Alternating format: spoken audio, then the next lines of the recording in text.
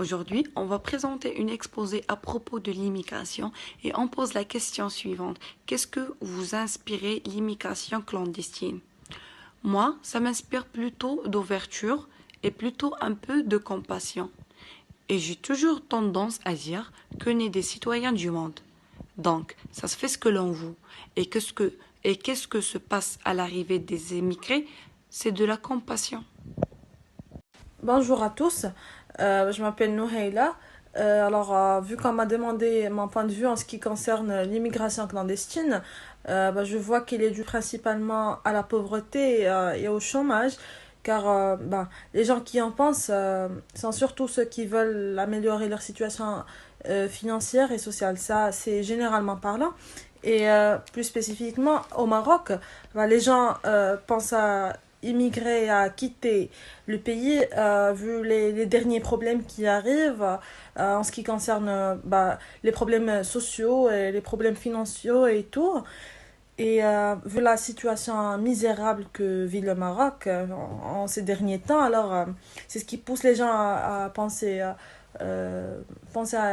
quitter leur pays et rêver de vivre dans d'autres pays, par exemple européens ou je sais pas quoi. Bon. Bonjour tout le monde.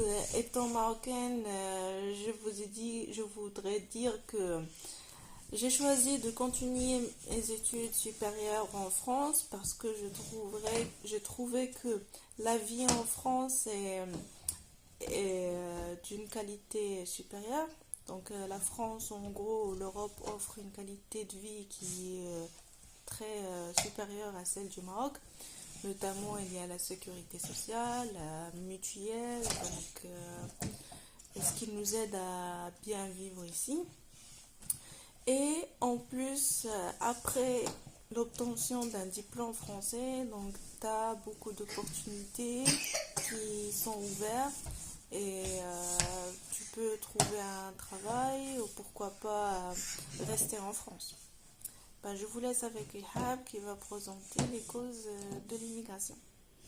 Oui, présenter les causes, certaines causes. Parmi cela, on peut citer Tanka, c'est faire des études à l'étranger.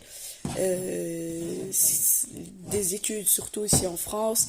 Il y a des facultés qui sont connues, il y a des écoles qui sont réputées, ce qui nous emmène à quitter le Maroc pour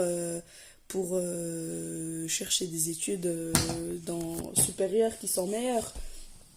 Il y a aussi le regroupement familial, pardon. C'est par exemple quand la femme rejoint son mari qui habite à l'étranger ou inversement le mari qui rejoint sa femme habitante à l'étranger. Il y a aussi le cas de certaines personnes, il n'y a pas beaucoup de cas dans cette partie. C'est les personnes qui sont malades, qui ne trouvent pas de thérapie au Maroc et qui sont obligées d'aller à l'étranger, notamment au Canada, France, en Amérique, pour chercher des thérapies. Et des fois, il reste que pour la durée de la thérapie. Des fois, il reste un peu plus longtemps et ils deviennent des immigrés par la suite.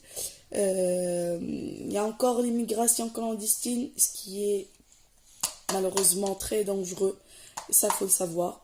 Parce qu'il y a des gens qui ont laissé leur vie tout en immigrant et en croyant à un rêve extraordinaire, alors que non. Franchement, les immigrés ici, on travaille autant que ceux qui ont la nationalité. On travaille dur pour avoir ce qu'on a. C'est vrai. Oui, exactement. Faut travailler dur, faut s'offrir toutes les opportunités pour avoir quelque chose de meilleur. Hein. Faut pas oublier qu'il y a des résidents dans ce pays qui cherchent aussi, qui cherchent aussi à améliorer leur vie, hein, avoir des postes qui sont bien, etc. Et il y a aussi ce qui a rendu un peu l'émigration difficile dernièrement, c'est l'émigration des Syriens quand il y a eu la guerre dans leur pays. Hein. On a vu ça, on a vu une immigration, des foulées de gens qui sont venus avec des enfants, des femmes, des malades, des blessés, des traumatos. C'était vraiment dur. Il y a un an, il y a eu des périodes où c'était dur. Ouais. On trouvait même des gens, des Syriens, dans la rue en plein hiver. C'était beaucoup dur. Voilà. On a parlé un peu spontanément de l'immigration. J'espère qu'on vous a apporté quelque chose. Et bon courage. Bon courage pour tout le monde. Salut.